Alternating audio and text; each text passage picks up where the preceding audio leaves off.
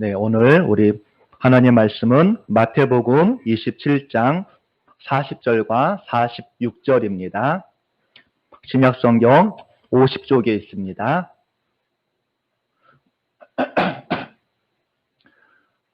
마태복음 27장 40절과 46절입니다.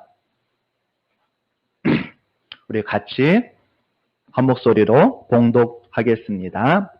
이르되 성전을 헐고 사흘에 짓는 자여, 내가 만일 하나님의 아들이거든 자기를 구원하고 십자가에서 내려오라 하며. 46절입니다. 제 9시쯤에 예수께서 크게 소리 질러 이르시되 엘리 엘리 라마 사박다니 하시니, 이는 곧 나의 하나님 나의 하나님 어찌하여 나를 버리셨나이까 하는 뜻이라. 아멘. 오늘 말씀의 제목이 뭐죠? 삶으로 우리 증명하라. 그러면 다시 한번 같이 한번 우리 해보겠습니다. 삶으로 증명하라. 네. 우리가 무엇을 삶으로 증명해야 될까요? 오늘 말씀을 잘 들으시기를 바라겠습니다. 이제 어느덧 2020년도 우리 회계년도의 마지막 달, 우리 11월이 되었습니다. 올해는 코로나19라는 소용돌이 속에서 어떻게 한 해가 지나갔는지 모를 정도로 급격한 삶의 많은 변화를 느끼며 우리가 살아왔습니다. 예, 우리 죄송합니다. 제가 오늘 일남전도에 우리 특송이 있는데요. 제가 특송을 깜빡했습니다. 우리 일남전도 우리 나오셔서 우리 특송 해주시겠습니다.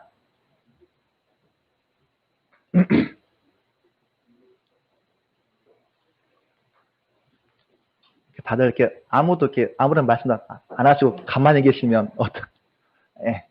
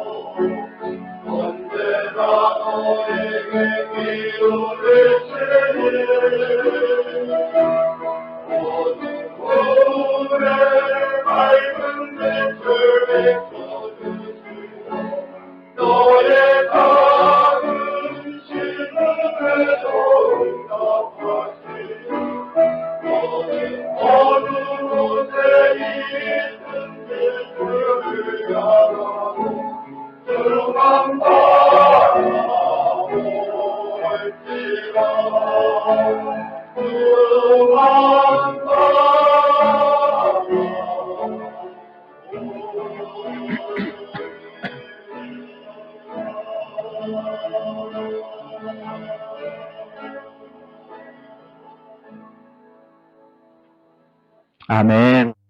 네. 역시 우리 남성들의 이 중후한 목소리가 너무 아름답고 하나님께서 기뻐 받으시는 찬양이 될 줄 믿습니다. 다음 주일 하실 팀도 예약 받습니다. 세 번째 주일은 우리 한솔의 성가대에서 아마 할 것으로 예상이 되고요. 세 번째 주일은 또 저희가 추수감사 주일입니다. 그래서 기억하시고 다음 주일 마음이 감동이 되시는 분들은 아낌없이 저에게 연락해 주시면 감사하겠습니다. 오늘 말씀의 제목은 우리 삶으로 증명하라입니다. 어느덧 2020년도 우리 회기년도의 마지막 달 11월 달이 되었습니다. 우리가 올해는 코로나19 때문에 어떻게 한 해를 우리가 보내왔는지 모를 정도로 삶에 많은 우리 변화가 우리의 삶 가운데 일어났습니다. 처음에는 아마 금방 끝날 것처럼 예상을 했지만 계속 아직도 오늘까지도 확진자가 나오면서 매우 우리가 불안불안한 하루를 보내고 있습니다. 그리고 많은 사람들이 포스트 코로나를 외쳤지만 우리는 이드 코로나와 같이 살아가는 삶을 살아가고 있습니다.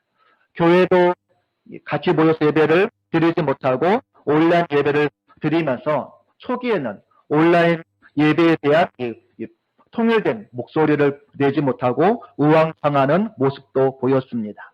또 온라인 예배가 장기화되고 교회 내에서 모임도 하지 못하다 보니 교회 내 많은 활동들의 제약을 받게 되었습니다. 그러면서 이제 코로나 시대에 교회는 어떻게 대처해야 할 것인가, 또 우리 성도들은 어떻게 믿음 생활을 해야 할 것인가, 많은 고민을 던져주는 2020년 한 해였습니다. 많은 목회자들이 코로나 시대를 보내면서 교회 내 모임이 금지되어지고 또 개인의 신앙이 어느 정도인지 알 곳과 죽정이가 갈라지는 시대가 되었다라고 이야기를 하기도 합니다. 예전은 이 교육기관의 예배에서 교육기관의 예배가 잘 이루어지지 않고 있습니다. 이제 그러다 보니 교회 안에서 교사의 역할보다는 가정에서 부모님이 신앙의 교사 역할을 해야 한다라는 이야기들이 많이 나오면서 이제는 교회에서 부모님들이 가정에서 신앙의 교사가 될 수 있도록 그들을 교사로 양육하는 것이 오히려 더 옳다라고 이야기를 하는 분들도 있습니다.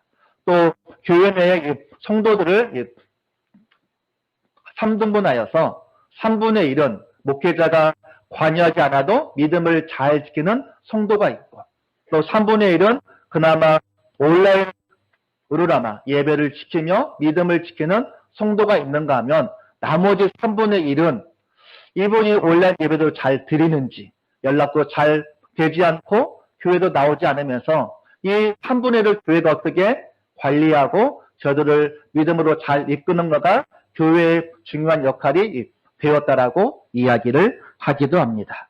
그동안은 우리가 교회 공동체 안에 있었고 예배 자리에 있다 보니까 나의 믿음이 어느 정도였나 우리가 분간이 잘 되지 않았는데 이제는 내 믿음이 내 신앙이 어느 정도인지 이제 보여주는 때가 되었다라고 이야기를 하기도 합니다. 코로나 때는 내 믿음이 하나님의 심판대 앞에 서 있다라고 흔히 이야기를 하기도 합니다. 이 목사님이자 미래학자였던 최윤식 목사님은 늘 한국교회 미래 보고서에서 한국교회 잔치는 끝났다 이 말을 계속 강조하고 있습니다. 창세기 41장의 7년의 풍년과 흉년을 한국교회와 비교하면서 이제 한국교회는 놀라운 공을 이루었던 7년의 대풍년은 지나갔고 아무도 경험하지 못했고 교회가 감소되어지는 7년의 흉년의 시간을 보낼 것이다 라고 예측을 하고 있습니다. 그리고 그대로 현실이 하나하나 이루어져 가고 있는 모습을 우리가 보고 있습니다. 그러면 왜 한국교회가 이런 위기를 맞고 있을까요? 원인이 무엇일까요?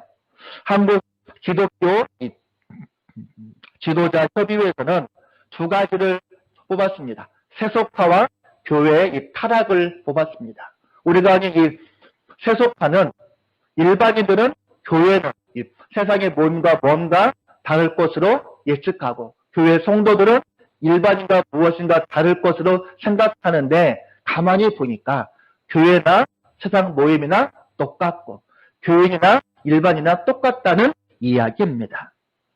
또 한국 기독교 목회자 협의회에서는 한국교회 이기의 원인을 신앙의 행동 부족, 또 지나친 양적인 성장 추구, 목회자의 자질 부족, 그 외에도 저출산과 고령화, 이달 사이비 세력의 팽창, 교단의 분열, 미래에 대한 대안 부족 등을 지적하기도 하였습니다.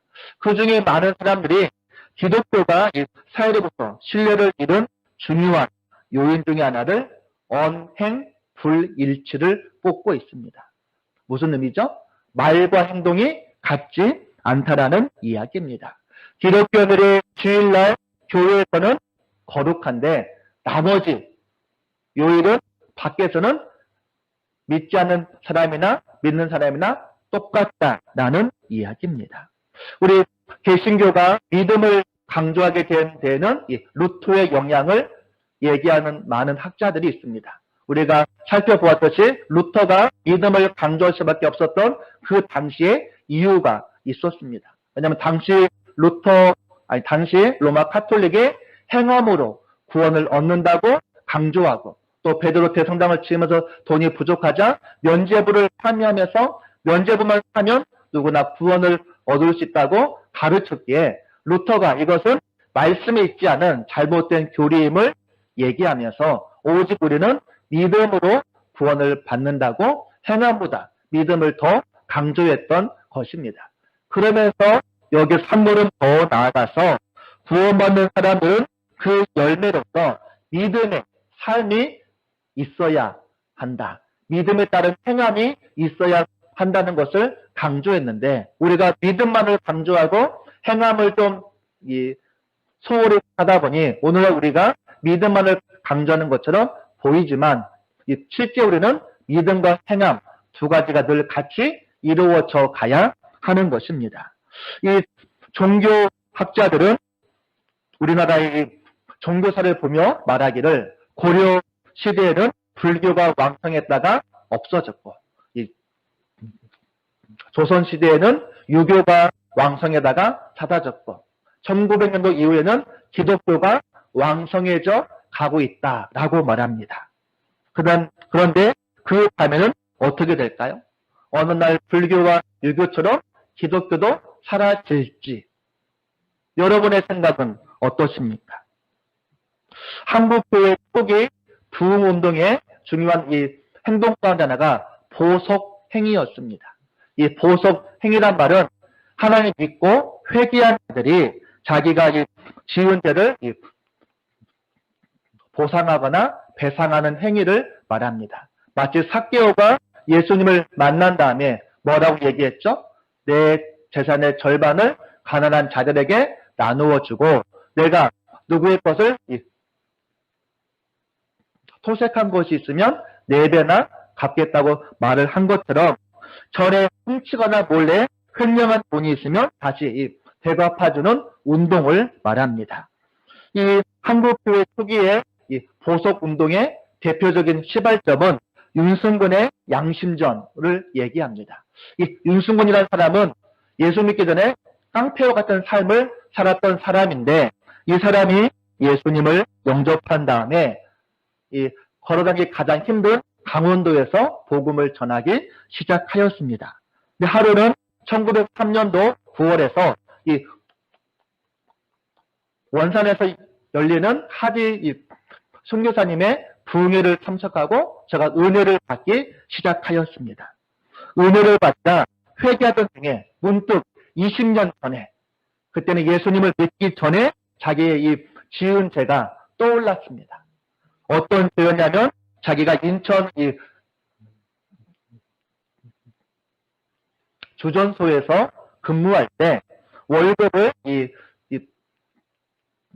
4달러를 더 받게 되었던 것입니다. 그때는 횡재했다고 기뻐하며 이 돈을 썼는데 지금 이 하나님을 믿고 나서 보니까 그것이 굳고 생명죄인 것이 마음에 깨달아지기 시작했습니다. 그래서 윤승군이 그 돈을 모아서 인천에 있는 그 장소를 찾아갔으나 이미 화폐 개혁으로 문을 닫고 없어진 상황이었습니다. 근데 이 당시에 이제 윤승군은 이 결핵을 앓아서 서서히 몸이 약해지고 자기가 임종의 시기가 다가왔습니다.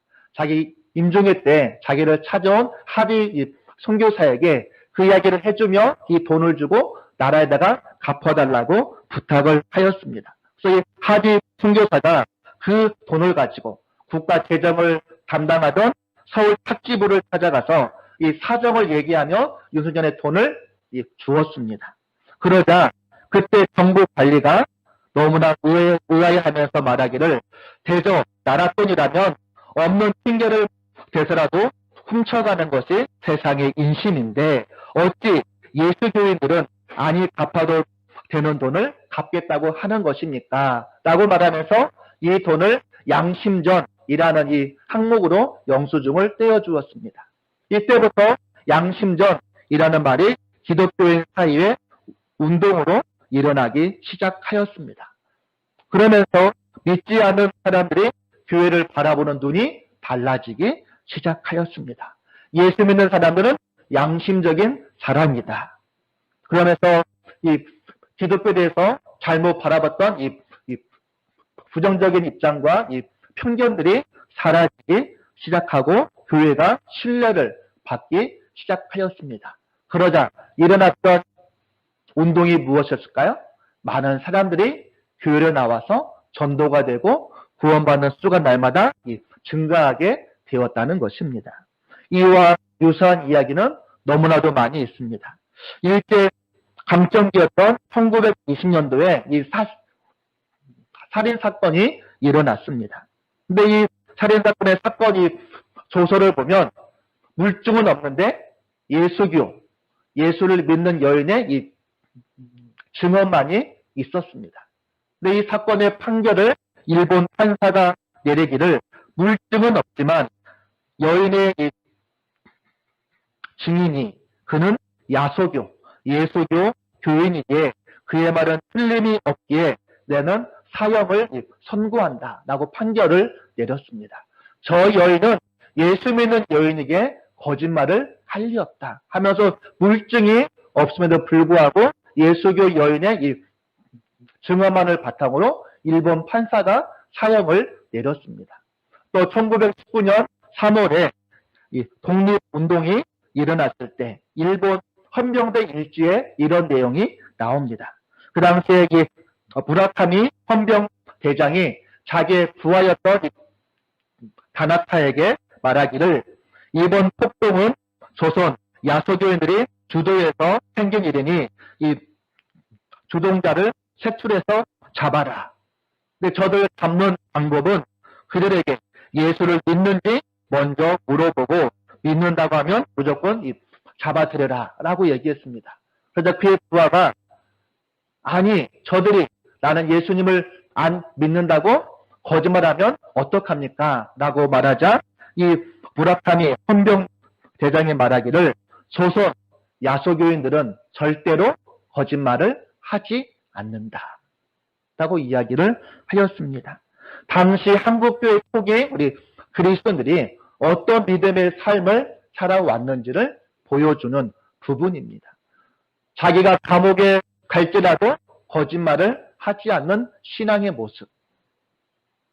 그렇다면 오늘날 우리 한국교회, 우리 성도들의 모습은 과연 어떻습니까? 이와 비슷한 내용들이 우리 초대교회에도 나옵니다. 우리가 사도행전 2장 44절 이하에 보면 우리가 잘 알고 있듯이 믿는 사람이 다 함께 있어 모든 물건을 서로 나누어 쓰고 또 재산과 소유를 팔아 각 사람의 필요를 따라 나눠주며 날마다 마음을 같이하여 성전에 모이기를 힘쓰고 집에서 떡을 떼며 기쁨과 순전한 마음으로 음식을 먹고 하나님을 찬미하며 또 온 백성에게 칭송을 받으니 주께서 구원받는 사람을 날마다 더하게 하시니라. 저들의 삶이 온 백성에게 칭송을 받으니 구원받는 자가 날마다 더하게 되었다라고 이야기를 하고 있는 것입니다. 이 초대교회는 오늘날처럼 이 전도들을 돌리거나 입술로 예수 믿으라고 외친 것이 아니고 단지 저들의 삶으로 하나님을 증거하고 있는 것입니다. 누가 여러분들에게 당신이 믿는 하나님이 살아있습니까? 당신이 진정한 그리스도인입니까? 라고 물어본다면 여러분은 뭐라고 답변을 하시겠습니까? 내가 이렇게 변화된 삶을 사는 것을 보고도 모르겠어? 나의 말과 나의 삶과 나의 행동을 보고도 모르겠어라고 당당하게 얘기할 수 있으십니까? 어떤 분들은 밖에 나가면 자기가 예수 믿는 것을 아무한테도 얘기하지 않는 분들이 있습니다. 일하는 곳에서도 교회 다니는 척을 전혀 하지 않는 분들이 있습니다. 여러분들은 어떠십니까? 오늘 한국의 수많은 기독교인들이 예수에 대해서 아는 것은 많은데 행하는 것은 없다라고 흔히 얘기합니다. 어떤 사람이 평화기를 교회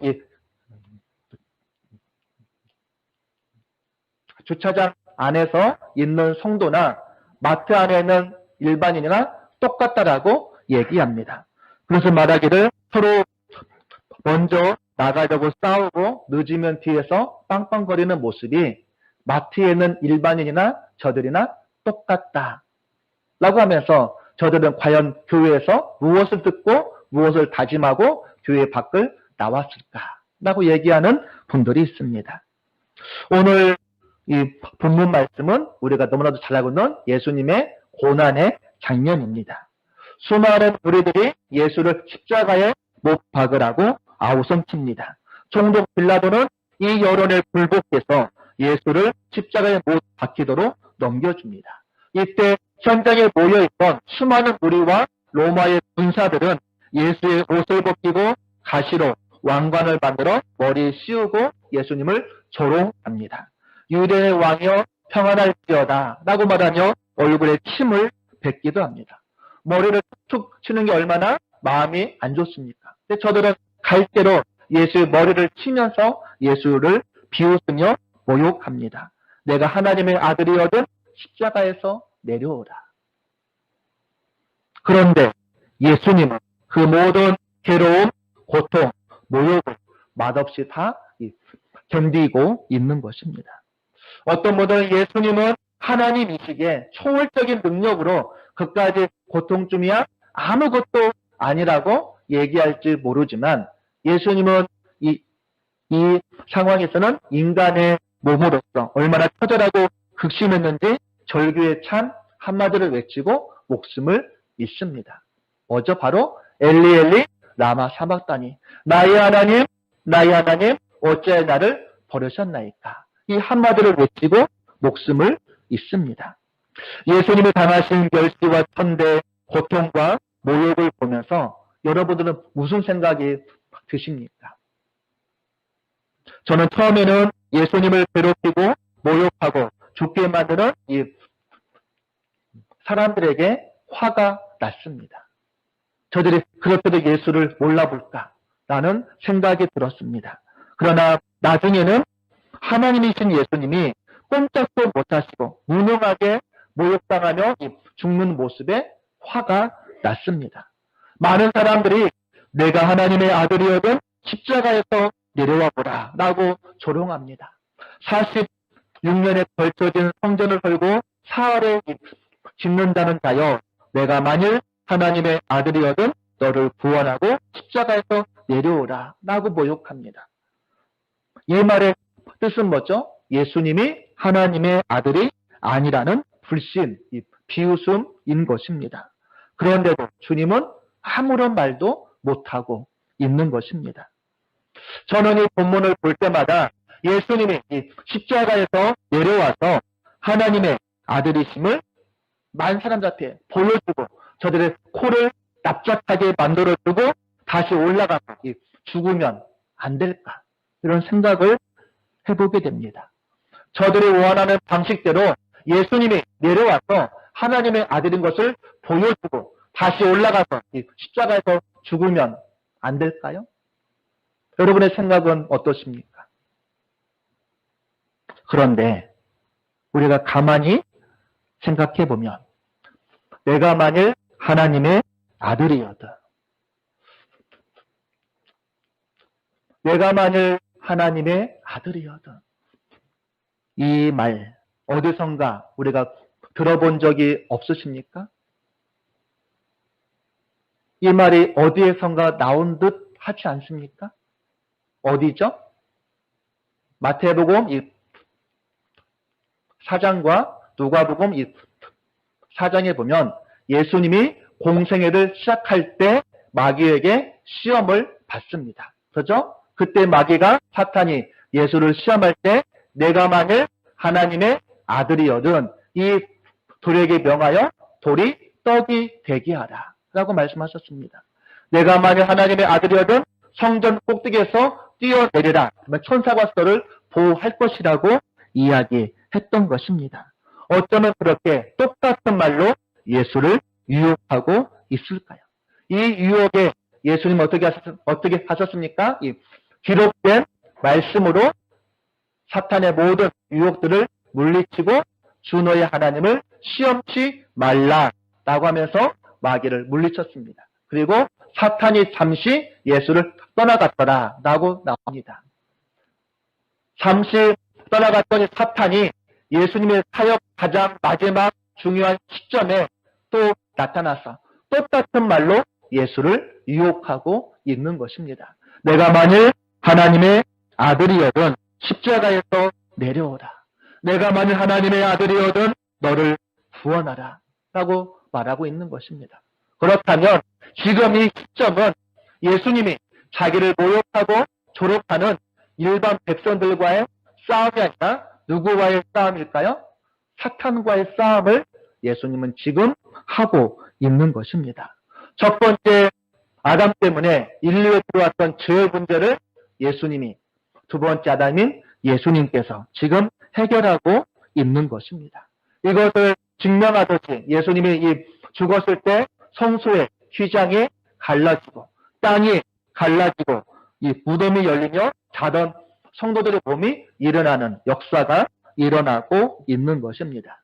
능히 내려올 수 있음에도 불구하고 끝까지 고난을 당하시고 십자가에서 죽으신 것은 우리를 향한 하나님의 사랑을 삶으로 우리들에게 보여주고 우리에게 증명해주고 있는 것입니다. 하나님께서 나는 너를 사랑한다는 것을 말로만 하지 않으셨습니다. 우리에게 가장 중요한 죄의 문제를 해결하기 위해서 하나님께서 하늘 보좌를 버리시고 인간의 몸으로 이 땅에 오셨고 십자가에서 온갖 고통과 비웃음과 고난을 받으면서도 하나님의 사랑을 우리에게 증명해주고 있는 것입니다. 그래서 이 십자가 사건은 우리를 향한 하나님의 사랑의 표정, 증표라고 이야기할 수 있는 것입니다. 이제 올해는 저희가 부흥회를, 모임이 안 돼서 저희가 부흥회를 하지 못하지만 감사하게도 오늘부터 매일 저녁 8시에 다니엘 기도회가 시작됩니다. 다니엘 기도회에 우리가 강사들 보면 다양한 분야에서 다양한 연령대의 사람들이 내가 만난 하나님을 자랑하고 내 삶 가운데 역사하신 하나님을 자랑하고 내 신앙의 삶을 증명해주는 그런 모임이 되고 기도회가 되고 있는 것입니다. 이 자리에 우리 성도님들을 초대합니다. 매일 저녁, 오늘부터 21일까지 매일 저녁 8시에 유튜브에서 다니엘 기도회를 치시면 나오고, 제가 교회에서는 오늘부터 주일과 우리 수요일, 금요일은 제가 8시에 같이 모여서 같이 기도회를 시작하려고 합니다. 오늘날 한국교회가 우리 기독교인들이 사회에서 신뢰를 잃은 까닭이 무엇일까요? 우리의 신앙이 삶으로 보여주지 못했기 때문입니다. 오늘날 한국교회의 문제는 믿음과 삶의 이 불균형으로 인해 우리가 이 땅에서 신뢰를 잃어버리고 있는 것입니다.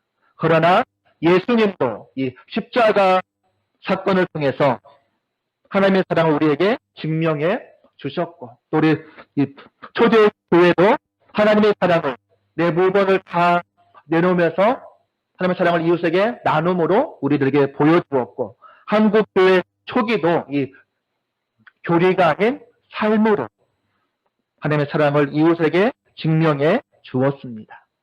이제는 우리 차례입니다. 이제는 내 차례인 것입니다. 이제는 내가 말로만 하나님은 사랑이시고 하나님만이 구원자이시고 하나님만이 참 생명이 있다고 말하는 것이 아니라 삶으로 우리가 보여주고 삶으로 증명해야 될 책임이 이제 우리에게 있는 것입니다. 이제는 우리가 무엇으로 하나님의 사랑이심을 우리가 증명해야 할까요? 아직까지 우리가 입으로만 외치고 있지는 않으십니까? 삶으로 증명하라. 참 멋있는 말이기도 하지만 한편으로는 뜨끔한 말이기도 합니다. 이제는 여러분의 믿음을, 여러분의 신앙을 삶으로 안 믿는 자들에게 우리가 증명하고 보여주어야 할 때입니다. 나는 죽고 예수로만 나는 사는 사람입니다. 나는 예수님 한 분이면 만족합니다. 나는 예수님 한 분만으로 만족하며 예수님이 내 인생의 왕이시고 주인이심을 우리가 안 믿는 자들에게 보여주어야 할 때입니다. 내가 지금까지 살아왔던 내 삶이 어떠한가 생각해 보시고, 이제 우리가 우리의 믿음을 삶으로 이 땅 가운데 우리가 보여줌을 통해서 다시 한국교회와 우리가 신뢰를 회복하고 이 땅 가운데 빛과 소금이 되는 우리 모두가 될 수 있기를 간절히 바라겠습니다.